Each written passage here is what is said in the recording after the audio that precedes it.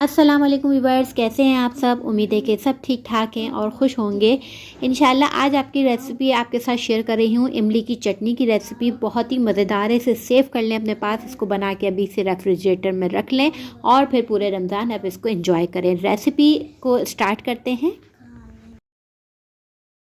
यहाँ पे मेरे पास है इमली का पल्प मैं इस्तेमाल कर रही हूँ। इसको मैंने रात में भिगो के रख दिया था और इसको फिर सुबह इसको मैंने निचोड़ के सारे इसकी बीज वगैरह सीड्स अलग कर दिया और इसको पल्प अलग कर दिया। यहाँ पे मेरे पास गुड़ है तकरीबन 8 चम्मच के करीब गुड़।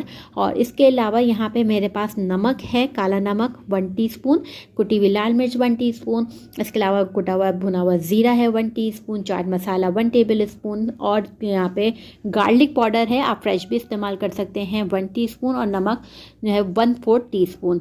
इसकी क्वांटिटी जो है ना, आप लोग जब इसको तैयार कर लें तो इसके बाद आप इसको और चेक कर लीजिएगा। जो चीज़ की आपको कमी महसूस हो, थोड़ी सी स्पाइसी या सॉल्टी या शुगर, तो आप इसमें ऐड कर दीजिएगा, ठीक है। वैसे ये मेथड जो है बिल्कुल परफेक्ट है। यहाँ पे मैंने एक पैन ले लिया, उसमें हमने सबसे पहले इसमें शामिल कर दिया इमली का पल्प।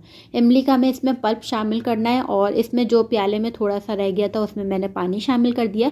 साथ में यहाँ पे मेरे पास गुड़ है। गुड़ में मैं बना रही हूँ क्योंकि गुड़ का आपको पता है कि टेस्ट जो होता है बहुत अच्छा नेक्स्ट लेवल पर जाता है, ज़बरदस्त सा। तो यहाँ पे मैंने साबुत ही गुड़ इस्तेमाल कर लिया था। आप चाहें तो इसको थोड़ा सा तोड़ के आप इसमें शामिल करिएगा, क्योंकि मैंने इसको बाद में निकाल के इसको थोड़ा सा कूट के डाला था, तो ये बिल्कुल हल हो गया बाद में। अब यहाँ पे छोटे छोटे से इसके चंक्स हैं, ये अभी हल हो जाएंगे बिल्कुल परफेक्ट। और मीडियम इसको फ्लेम में मैंने पकाना शुरू कर दिया। आप चाहें तो आप इसमें चीनी का भी इस्तेमाल कर सकते हैं, ठीक है। इसके अलावा भी आप चीनी और शामिल कर सकते हैं। इसके अलावा यहाँ पे जो सारे मसाले मैंने आपके सामने दिखाए थे वो हम इसमें शामिल कर देंगे और इसको हल्की आंच पे चलाना शुरू कर देंगे। ये इतनी मज़ेदार सी रेसिपी है, आप इसे दही बड़े में, चाट में इसको आप डालें और इसको सर्व करें। ये बड़ी मज़ेदार सी खट्टी मीठी सी चटनी है और इवन कि हमारे घर में जो है वो इसको पराठे से भी खाई जाती है। इतनी मज़ेदार सी रेसिपी है। अगर आपके पास गुड़ नहीं है तो आप इसमें चीनी भी शामिल कर सकते हैं। और अब मैं इसको हल्की आंच पे जो है ना वो इसको पकाती रहूँगी, जब तक इसको पकाऊंगी जब तक जो है हमारा गुड़ हल ना हो जाए और दूसरा ये कि थिक ना हो जाए। थिक ऐसे होगी, आपको आइडिया ऐसे हो जाएगा कि ये जो है ना चम्मच पे इस तरह से देखें गाढ़ी सी बिल्कुल चिपक जाएगी।